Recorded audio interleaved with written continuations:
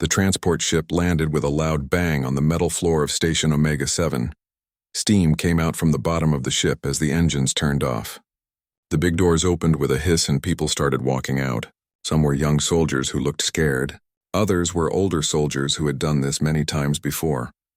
Han Sora walked out of the ship quietly.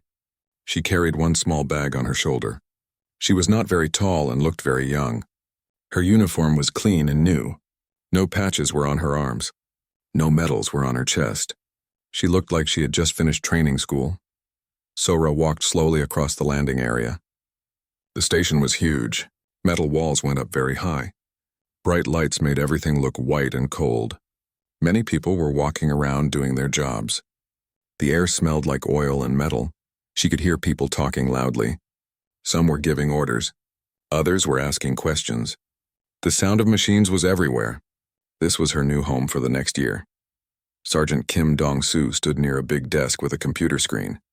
He was a big man with thick arms and a round belly. His face looked old and tired. He had been a soldier for 20 years. His job was to check all the new people who came to the station. Dong-soo looked at each new soldier carefully. He could tell who was brave and who was scared just by looking at them. He could see who had been in fights before and who had never left their home planet. When Sora walked up to his desk, Dong-soo looked at her and frowned. She looked too young to be a real soldier. Her skin was smooth with no scars. Her eyes were bright and clear. She did not look like someone who had ever been in danger. The sergeant looked at his computer screen. It showed information about each new soldier. When he saw Sora's information, his eyes got very wide. The computer said she was supposed to work with the best soldiers on the station. It said she knew how to fight in space and on dangerous planets. This had to be wrong. The girl in front of him looked like she could not hurt a fly. She looked like she should be in school, not on a military station far from Earth. Other soldiers started to notice what was happening. They stopped their work to watch. Some of them smiled because they thought it was funny. They had all been young once too. They remembered being scared on their first day, but Dong-soo was not smiling. He had seen too many young soldiers die because they were not ready for real fighting. He had to make sure this girl was not going to get herself or others killed. Sora stood very straight in front of the desk. Her hands were behind her back like a good soldier. She waited for the sergeant to speak. She did not look scared or worried. She just waited. "Give me your papers," Dong-soo said in a rough voice. Sora took some papers from her pocket and gave them to him. Dong-soo read them quickly. The papers said the same thing as his computer. This young girl was supposed to be one of the best soldiers on the station. "This says you know how to fight," Dong-soo said, looking at her with doubt in his eyes. "Is that true?" "Yes, Sergeant," Sora said quietly. Her voice was soft and calm. She did not sound like a soldier who had been in battles. She sounded like a student talking to a teacher. Dong-soo looked at her again. He looked at her clean uniform and smooth hands. He looked at her young face and bright eyes. Nothing about her looked like a fighter. "Where did you learn to fight?" he asked. "I learned where I was sent to learn," Sora said. This answer made Dong-soo angry. He did not like it when soldiers did not give him straight answers. He had been asking simple questions and getting simple answers for 20 years. "That is not what I asked you," Dong-soo said, his voice getting louder. "I want to know where you have been and what you have done. I want to know if you are really a soldier or just someone who looks good on paper." More soldiers stopped to watch now. They could hear the sergeant getting angry. Some of them agreed with him. New soldiers who had never fought could be dangerous to everyone. Sora still did not look upset. She kept standing straight and looking at the sergeant with calm eyes. "I understand why you're asking," she said. "You want to protect your soldiers. That is good. You are right, I want to protect them," Dong-soo said. "We have real soldiers here. People who have bled and fought and watched their friends die. I am not going to let them get hurt because someone made a mistake with paperwork." The sergeant stood up from his chair. He was much bigger than Sora. He looked down at her with hard eyes. "Show me something that proves you are really a soldier," he said. "Show me you have earned the right to be here with warriors." Sora looked at him for a long moment. She did not speak right away. The landing area got very quiet. Even the people who were not watching could feel that something important was happening. Then Sora did something that surprised everyone. She started to take off her jacket. "What are you doing?" Dong-soo asked. You asked for proof, Sora said calmly. I will show you proof. She folded her jacket carefully and put it on the desk. Now she was wearing just a white shirt under her uniform. The bright lights of the station made her look even younger than before. But as she moved, some people in the crowd saw something strange. When the light hit her arms in the right way, there seemed to be lines under her skin. Thin lines that moved and glowed very softly. One young soldier in the crowd made a small sound of surprise. He had read about these lines in books, but he had never thought he would see them in real life. Dongsu was still angry, but now he was also confused. What was this girl trying to show him? What kind of proof could someone so young possibly have? Sora looked around at all the people watching her. Then she looked back at the sergeant who had demanded to see proof of her service. Are you sure you want to see this? She asked quietly. Show me, Dongsu said, though his voice was not as strong as it had been before. Sora nodded once. Then she began to roll up the sleeves of her white shirt. What she showed them would change everything. When Sora rolled up her left sleeve, the whole landing area became very quiet. People stopped talking. Even the machines seemed to make less noise. Everyone was looking at her arm. What they saw made many people step back in shock. Under Sora's skin were thin silver lines that moved like living things. The lines glowed with a soft blue light that pulsed like a heartbeat. They ran from her wrist all the way up to her shoulder in patterns that looked both beautiful and scary. Private Lee Jun-ho, who was standing near the back of the crowd, whispered something that made everyone even more shocked. Those are Klaxon integration scars, he said quietly. Many soldiers had heard about Klaxon integration, but none of them had ever seen it. It was something that only the best and most dangerous soldiers ever had done to them. The alien technology was put directly into a person's nervous system. It let humans control enemy machines and weapons, but the process was very dangerous. Most people who tried it died. The few who lived were changed forever. The silver lines under their skin were proof that they had survived something that should have killed them. Sergeant Dongsu's face went white. He had been a soldier for 20 years, but he had never seen anything like this. He knew what these marks meant. This young woman had been through one of the most dangerous procedures in the human military, but Sora was not finished showing them what she had survived. She rolled up her right sleeve next. This arm looked very different from the left one. Instead of silver lines, there were burn marks that covered her skin from her wrist to her elbow. The burns had been fixed by doctors, but you could still see where they had been. The skin looked like a puzzle where the pieces did not fit together perfectly. Some parts were darker than others. Some parts looked shiny like plastic. It was clear that her arm had been badly hurt and then put back together by very skilled doctors. Plasma burns, Sora said in her quiet voice. From the defense of Titan Base. The battle lasted 14 hours. When she said the name Titan Base, several older soldiers in the crowd made sounds of surprise. They knew that story. Everyone in the military knew that story. Titan Base had been attacked by thousands of alien soldiers called Krillians. Only 50 humans were there to defend it. The battle was hopeless, but the humans fought anyway. They fought to give civilian ships time to escape. The battle lasted almost a whole day. When it was over, only 7 humans were still alive. All of them were so badly hurt that people thought they were dead. It took days for rescue teams to find them. The defense of Titan Base had become a legend. Stories were told about the brave humans who would not give up even when they had no chance to win. But the survivors never talked about what happened there. Most people never got to meet them. Now one of those survivors was standing in front of them. You were at Titan Base, Dongsu said. His voice was very quiet now. I was the person who operated the communication equipment, Sora said. When our main communication system was destroyed, someone needed to keep talking to the evacuation ships. They needed to know it was safe to leave. She began to lift up her white shirt to show them her stomach. What the soldiers saw there made even the bravest ones feel sick. Across her belly was a huge scar that looked like a star. It was not neat and clean like scars from doctor operations. This scar was rough and ugly. It looked like something had exploded inside her and doctors had to put her back together quickly. Krillian shock lance, Sora explained as if she was talking about the weather. It hit me directly. I was dead for 6 minutes while Medic Park Soo-jin tried to save me. She only had a knife and a small medical kit. The crowd of soldiers was getting bigger but also quieter. People were coming to see what was happening, but when they saw Sora's scars, they stopped talking. These were not just the marks of someone who had been in a fight. These were the marks of someone who had been broken and put back together. Someone who should have died but somehow kept living. Sora pulled her shirt back down and then did something that shocked everyone even more. She turned around so they could see her back. When she lifted her shirt again, people in the crowd made sounds like they were in pain themselves. Her back was covered in deep cuts that had healed into thick scars. The scars ran from her left shoulder down to her right hip in long lines.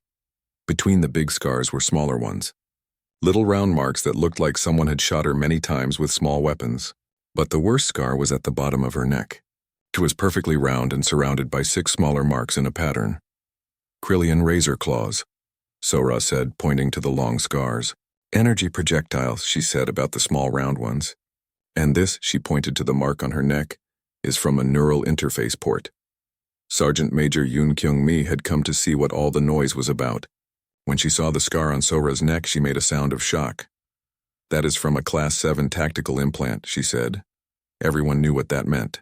Class 7 implants were so secret that most soldiers did not even know they existed. They were only used for missions that were too dangerous for normal humans. Soldiers who got them were sent to places where being human was not enough to survive. Sora let her shirt fall back down and turned to face the crowd again. The landing area was now full of people, but it was completely silent. Everyone was trying to understand what they had just seen. This quiet young woman was not just a soldier. She was something much more rare and much more dangerous. She was a survivor of things that most people could not even imagine. Sergeant Dong-Su looked at her with new eyes. The woman he had thought was too young and weak to be a real soldier was actually one of the most experienced fighters he had ever met. But Sora was not done with her story yet. Sergeant Major Yoon Kyung-mi pushed through the crowd of soldiers. She was the most important enlisted person on the station. She had read more secret mission reports than anyone else there. When she saw Sora's scars, she knew she was looking at someone very special and very dangerous. Corporal Han, Yoon said carefully. Your file says you are going to work with our reconnaissance unit, but given what I am seeing, I think there might be more to your story that we should know about. Sora stopped putting her uniform back on. For the first time since this all started, her calm face showed a tiny bit of emotion. It was like she was remembering something she did not want to remember. There is one more thing, Sora said quietly, but I do not like to talk about it unless I have to. All the soldiers moved closer. They wanted to hear what else this amazing woman had been through. Even Dong-Su, who had started all this by doubting her, was waiting to learn more. Sora reached up to the collar of her white shirt. She began to unbutton the top buttons very slowly. As the fabric moved away from her neck, people in the crowd began to see something that made them feel sick and angry at the same time. Around Sora's throat was a band of scar tissue that looked like someone had put a collar on her. But this was not from any human weapon or accident. The marks were too exact and too deliberate. They formed a pattern that people recognized if they had studied how enemies hurt prisoners. Sergeant Major, Yoon made a sound like someone had hit her in the stomach. Kryllian neural probe scars, she whispered. When the soldiers heard those words, many of them took steps backward. Neural probing was the worst thing that Kryllian enemies could do to a human prisoner. They would put tiny wires directly into a person's brain and nervous system to steal information. The process was so painful and damaging that most humans died within minutes. Those who lived usually never woke up again. Their brains were too damaged to work. For Sora to be standing here, awake and able to talk, meant she had survived something that should have been impossible. I was captured during Operation Silent Thunder, Sora said. Her voice sounded far away, like she was seeing the memory instead of the landing bay. The Kryllians kept me for 72 hours before a rescue team found me. She paused and touched the scars around her neck without thinking about it. They wanted to know how humans navigate in deep space, how we find our way between stars without getting lost. Sora looked around at all the faces watching her. Some people looked scared. Others looked angry. A few looked like they might be sick. I did not tell them anything. The interrogation officer, Subcommander Veltar, got frustrated when normal torture methods did not work. So he decided to use neural probing. I was awake for the whole thing. The silence in the landing bay was so complete that people could hear their own hearts beating. Even the normal sounds of the station seemed to have stopped. The rescue team found me 3 hours after the probing ended. The medical report said I should have been dead or brain damaged. Instead, I was awake and able to give them information about Krillian defensive positions. Dongsu found himself staring at this small woman who had just described surviving the impossible. He had been a soldier for 20 years and had seen many brave people, but he had never met anyone who had been through what Sora described. "How?" he asked, though his voice was so quiet that people had to lean in to hear him. "How did you survive that?" Sora looked at him with eyes that seemed much older than her face. "I survived because I had to," she said simply. "There were people counting on the information in my head. If I died or broke, those people would die too. So I decided not to break." Dr. Lim Hyejin had been listening from her office through the station's communication system. When she heard what Sora was describing, she grabbed her medical scanner and ran to the landing bay. Dr. Lim pushed through the crowd with her scanner beeping loudly in her hands. She was the chief medical officer for the station and had seen many unusual medical cases, but her scanner was showing readings that she had never seen before. "Corporal Han," Dr. Lim said as she reached the front of the crowd, "I need to ask you about your current medical condition. My scanners are picking up some very strange readings." Sora looked at the doctor and her scanner. She seemed to know what the machine was detecting. "What kind of readings, doctor?" Sora asked, though her tone suggested she already knew the answer. "Your nervous system is showing activity patterns that do not match normal human baselines," Dr. Lim said, staring at her scanner with growing worry. "And there is something else. The electromagnetic signature from your brain and nerves shows modifications that should not be possible." The doctor looked up from her scanner, her professional calm starting to crack. "Corporal, according to these readings, parts of your nervous system are not entirely human anymore." This new information hit the crowd like a bomb. The soldiers looked at each other with confusion and fear. What did it mean that parts of Sora were not human? Sora was quiet for a long moment. When she spoke again, her voice carried a heaviness that had not been there before. "The neural probing caused extensive damage to my central nervous system," she said slowly. "The medical team at the rehabilitation facility had to make certain repairs to keep me alive. Some of those repairs required the integration of Krillian biotechnology." The implications of what she was saying slowly sank in. The soldiers began to understand that Sora was not just a survivor of enemy torture. She was something new, something that existed between human and alien.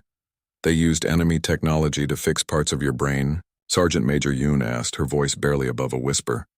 "It was the only way to restore basic function," Sora replied. "The alternative was permanent brain death. The procedure was experimental and had never been tried before. I was the first test subject who survived." Dr. Lim continued to study her scanner, her face showing more concern with each reading. "Corporal, these modifications appear to be active. They are not just passive repairs. They are actively working with your biological systems." Sora nodded slowly. "The hybrid neural network provides enhanced reaction times, improved spatial awareness, and limited precognitive abilities. It also allows me to interface directly with Krillian technology and communication systems." Now the soldiers understood why this quiet woman had been assigned to their station. She was not just a survivor or even a hero. She was a weapon. A human weapon that could think like the enemy and use their own technology against them. "That is why I was sent here," Sora continued. "Intelligence believes that Krillian forces are planning a major attack in this sector. My unique capabilities make me valuable for both reconnaissance and sabotage operations." The weight of this revelation settled over everyone in the landing bay.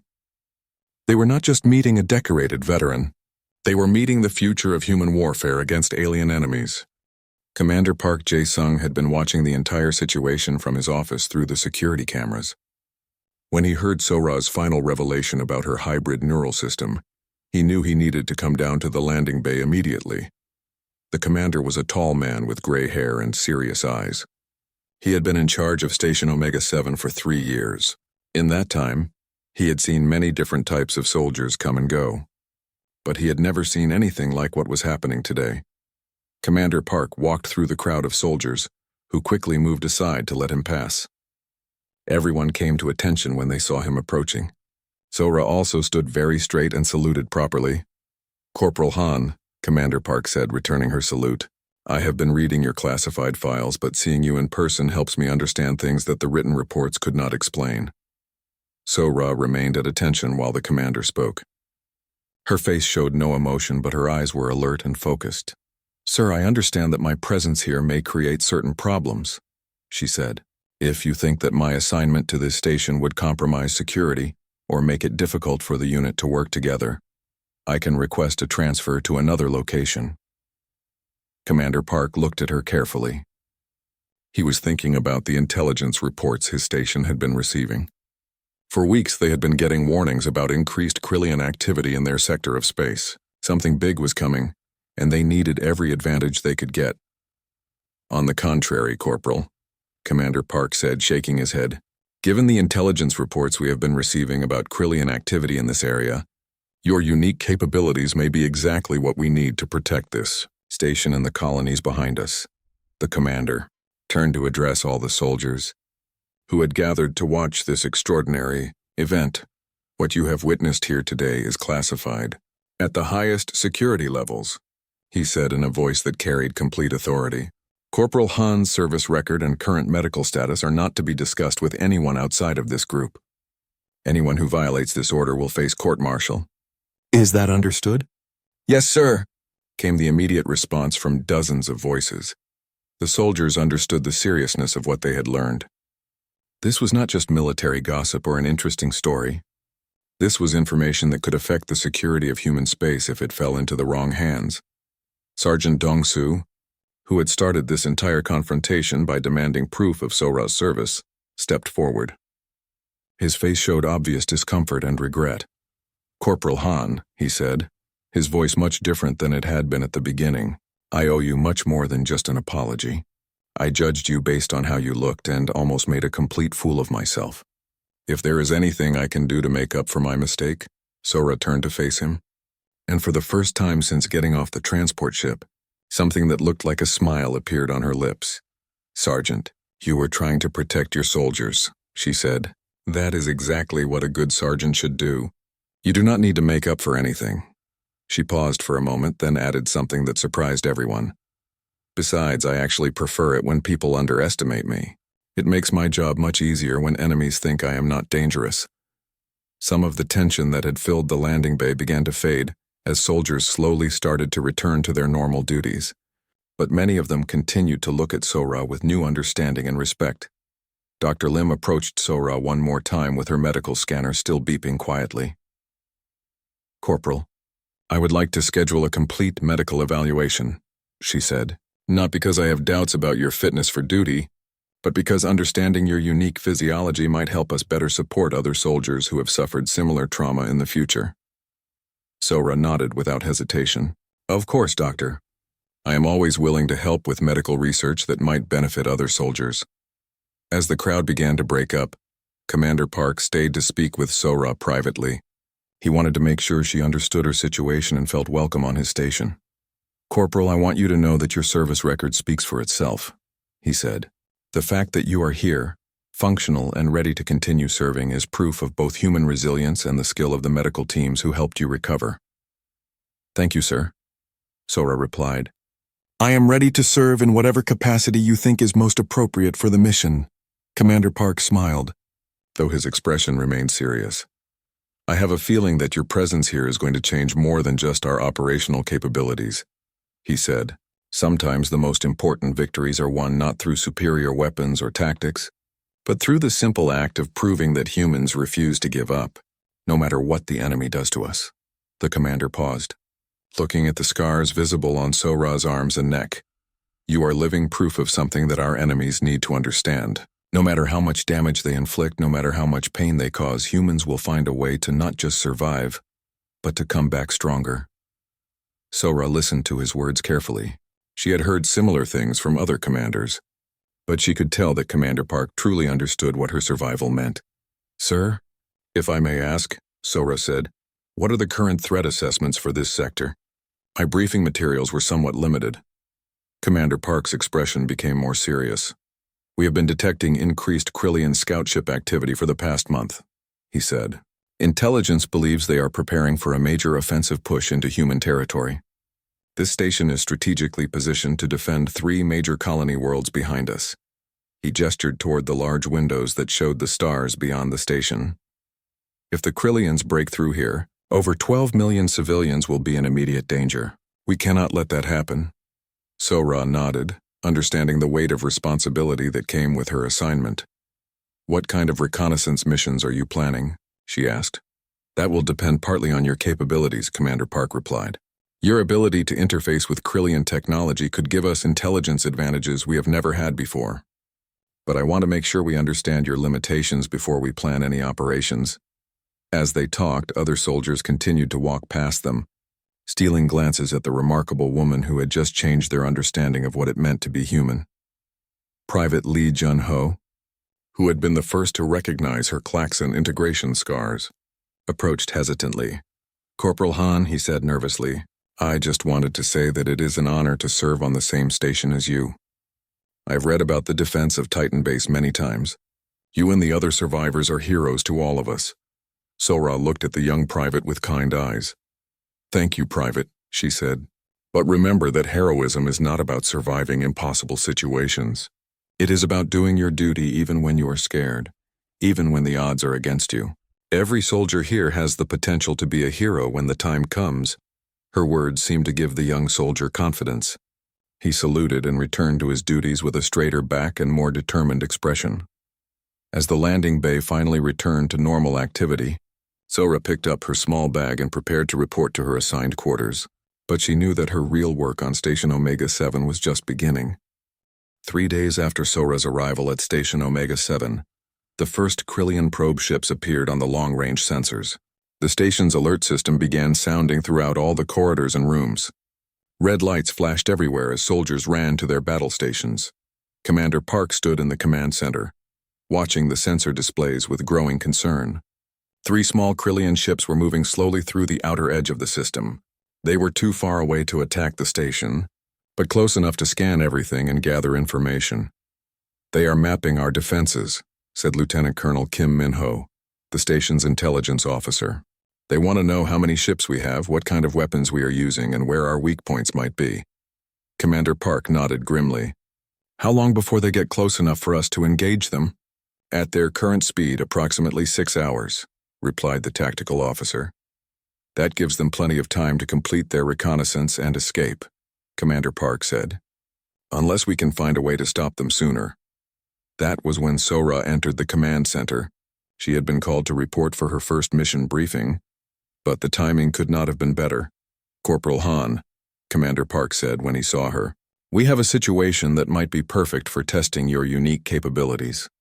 Sora looked at the tactical display showing the 3 Krillian ships. Even from a distance she could see they were standard scout vessels. She had encountered similar ships during her previous missions. "What do you need me to do, sir?" she asked. "Is it possible for you to intercept their communications?" Commander Park asked. "If we could learn what they are reporting back to their command, it would give us a significant advantage." Sora studied the display more carefully. The hybrid neural network in her brain began processing the tactical information automatically. She could feel the alien technology interfacing with her thoughts, providing analysis that no purely human mind could achieve. "Yes, sir," she said after a moment, "but I will need to get closer to them. The neural interface has a limited range for connecting to Krillian communication systems." Lieutenant Colonel Kim looked skeptical. "How much closer?" "Our fighters cannot get within range of those ships without being detected and destroyed." Sora was quiet for a moment, considering the options. The alien part of her mind was already calculating probabilities and tactical solutions. "I do not need a fighter," she said finally. "I can use a standard reconnaissance pod. The Krillian sensors will not recognize it as a threat until I am close enough to connect to their systems." Commander Park frowned. "That would put you well within range of their weapons. If they detect you, you would have no way to defend yourself or escape." "That is a risk I am willing to take," Sora replied calmly. "The intelligence we could gather would be worth it." Dr. Lim, who had been monitoring the conversation from the medical bay, spoke up through the communication system. "Commander, I must advise against this mission. We still do not fully understand how Corporal Han's neural modifications work. Interfacing with enemy systems could potentially damage her hybrid neural network, or even kill her." Sora looked at the display again. The Krillian ships were continuing their slow advance toward the station. Every minute they remained active gave them more information about human defenses. "Doctor, I have interfaced with Krillian systems many times before, Sora said. The risk is manageable. She turned to Commander Park. Sir, this is exactly why I was sent here. My unique capabilities are useless if we do not use them when they are needed. Commander Park considered the situation carefully. The intelligence they could gain would be invaluable, but losing Sora would be a devastating blow to their defensive capabilities. What kind of information could you obtain? He asked. Communication logs, mission parameters, ship manifests, and potentially their command structure for this operation? Sora replied. I might also be able to plant false information in their systems before disconnecting. The possibility of feeding false intelligence to the enemy was too good to pass up. Commander Park made his decision. Approved, he said. But you will take a full communication link with you. If anything goes wrong, we extract you immediately. Sora nodded. Understood, sir. Within 30 minutes, Sora was suited up in a standard reconnaissance pod. The small one-person craft was designed for stealth and observation, not combat. It had minimal shields and no weapons, but it was nearly invisible to most sensor systems. As she prepared to launch, Sora ran through the mental preparations she had learned during her rehabilitation. The hybrid neural network needed to be carefully calibrated before attempting to interface with alien technology. She could feel the Krillian components in her brain responding to her mental commands. The sensation was strange, like having thoughts that were not entirely her own, but she had learned to work with the alien technology rather than fight against it. Reconnaissance Pod 7, you are cleared for launch, came the voice of the flight controller. Sora's pod shot out of the station's launch bay and into the darkness of space.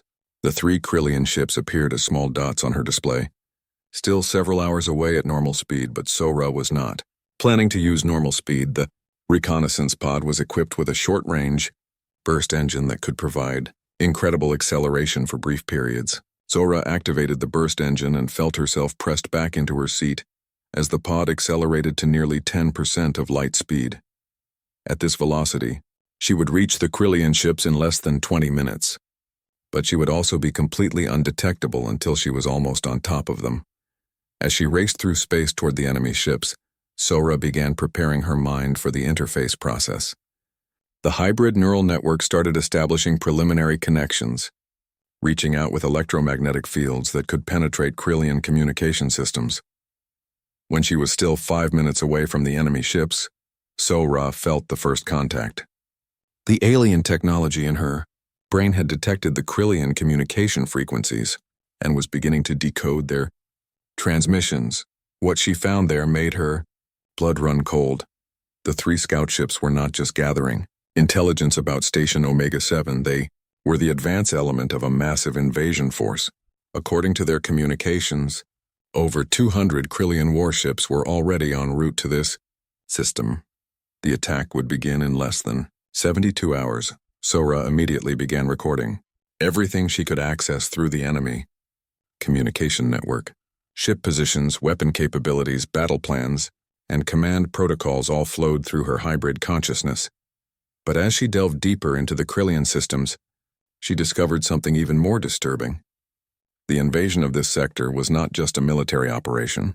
It was a test. The Krillians were using this attack to evaluate a new type of weapon specifically designed to kill humans who had been modified with alien technology. They knew about soldiers like Sora, and they had developed countermeasures. She was not just gathering intelligence. She was walking into a trap that had been designed specifically for her. Sora felt the trap closing around her as she continued to access the Krillian communication networks. The alien technology in her brain was sending out signals that the enemy ships could detect. They knew she was there, and they were letting her gather information while they prepared to capture her. But Sora had been in traps before. She had survived neural probing, impossible battles, and experimental medical procedures. She was not going to be captured again. Instead of trying to escape immediately, Sora made a decision that would have seemed crazy to anyone else. She went deeper into the Krillian systems. If they wanted to capture her hybrid neural network, she was going to make sure they got more than they bargained for. Using her unique abilities, Sora began to plant false information throughout the Krillian communication network. She altered their star charts to show human defensive positions in the wrong locations. She changed their intelligence reports to indicate that Station Omega-7 had 3 times as many weapons as it actually possessed. Most importantly, she planted information suggesting that there were dozens of soldiers like her stationed throughout human space, all of them ready to interfere with Krillian operations. But the enemy was getting closer to isolating her pod. Sora could feel their electronic countermeasures beginning to lock onto her position. She had perhaps 2 minutes before they would be able to disable her craft and capture her. That was when Sora discovered the most important piece of information. In the entire Krillian database, the invasion fleet was not just planning to attack Station Omega-7, they were planning to use a new type of weapon that would make the station's shields completely useless. Once the shields were down, they would capture the station intact and use it as a base for attacking the colony worlds behind it. But the weapon had one critical weakness. It required precise targeting data about the station's shield generators, data that Sora could alter. Working faster than she had ever worked before, Sora accessed the Krillian targeting systems and began changing the coordinates for every shield generator on Station Omega-7. She moved the targeting points to empty space, ensuring that when the Krillians fired their special weapon, it would hit nothing but vacuum. Just as she finished uploading the false targeting data, the Krillian ship succeeded in disabling her pod's engines. Sora was now drifting helplessly in space, exactly where the enemy wanted her. But she had one final surprise for them. During her time connected to their systems, Sora had learned how to access the Krillian ship's self-destruct sequences. These were normally only available to the ship commanders. But her hybrid neural network allowed her to bypass their security protocols. As the 3 enemy ships moved closer to capture her, Sora activated the self-destruct sequence on the lead vessel. The explosion lit up space like a small star. The other 2 Krillian ships were caught completely off guard. One was destroyed by debris from the first explosion. The 3rd ship was damaged, but managed to begin retreating toward the edge of the system. Sora's pod was caught in the shockwave from the explosions, but the reconnaissance craft was small enough to ride out the energy blast without being destroyed. Her communication systems were damaged, but she was still alive and functional. Back on Station Omega-7, the command crew watched in amazement as 3 enemy contacts suddenly became 0 enemy contacts. "What just happened out there?" Commander Park demanded. Lieutenant Colonel Kim was staring at his displays in disbelief. "The Krillian ships just exploded, sir. All 3 of them. Did we fire on them?" Commander Park asked. "No, sir. Our weapons are not even in range yet." Commander Park realized what had happened. "Get me a communication link with Corporal Han. Now." It took several minutes to establish contact with Sora's damaged pod, but finally her voice came through the static. "Station Omega-7, this is Reconnaissance Pod 7, mission accomplished." "Corporal, what is your status?" Commander Park asked. "Pod is damaged but operational. I am beginning return journey to the station." "What happened to the Krillian ships?" "I convinced them to self-destruct, sir." There was silence in the command center as everyone tried to process what they had just heard. "Corporal, did you say you convinced them to self-destruct?" Commander Park asked. "Yes, sir. I also gathered extensive intelligence about an incoming invasion force. We need to talk as soon as I return to the station." 2 hours later, Sora was back in the command center, delivering the most important intelligence briefing in the station's history. "The invasion fleet consists of over 200 ships," she reported. "They will arrive in approximately 68 hours. They are equipped with a new weapon system designed to neutralize our shield generators." Commander Park leaned forward. "Can we defend against this weapon?" "Yes, sir," Sora replied with something that might have been a smile. "I altered their targeting data while I was connected to their systems. When they fire the weapon, it will miss all of our actual shield generators." "What about their knowledge of soldiers like you?" Dr. Lim asked. "You mentioned they had developed countermeasures." Sora nodded. "They are expecting to encounter hybrid soldiers, but I planted false information, suggesting that we have many more than we actually do. This should cause them to allocate resources to threats that do not exist." Lieutenant Colonel Kim was taking notes frantically. "This intelligence will allow us to prepare defenses that the enemy is not expecting. We can turn their own invasion plan against them." Commander Park stood up and looked around the command center. "Ladies and gentlemen, thanks to Corporal Han's mission, we now have a significant advantage over the incoming invasion force. We have 70 hours to prepare for the largest battle this station has ever faced." He turned to Sora. "Corporal, I want you to work directly with our tactical planning team. Your understanding of Krillian systems and capabilities will be invaluable in developing our defensive strategy." As the command center erupted into activity, Sora reflected on the events of the day. When she had first arrived at Station Omega-7, Sergeant Dongsu had demanded proof of her service. He had wanted to see evidence that she had earned the right to stand with warriors. Now, 3 days later, she had provided intelligence that might save 12 million civilian lives and demonstrated capabilities that no enemy had ever encountered before. The marks of war that covered her body told the story of what she had endured. But her actions in the present showed what she had become. She was no longer just a survivor of impossible circumstances. She was a weapon forged by human determination and alien technology, wielded in defense of everything humanity held dear. The invasion was coming, but Station Omega-7 would be ready. And when the battle was over, the Krillians would learn the same lesson that Sora had taught everyone who had underestimated her. Humans do not break.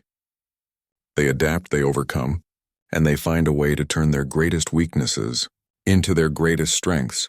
The quiet corporal who had stepped off a transport ship with nothing but a small bag and a collection of scars was about to prove that sometimes the most dangerous weapons come in the most unassuming packages. The marks of war had made her strong. Now it was time to use that strength to protect others from bearing similar scars.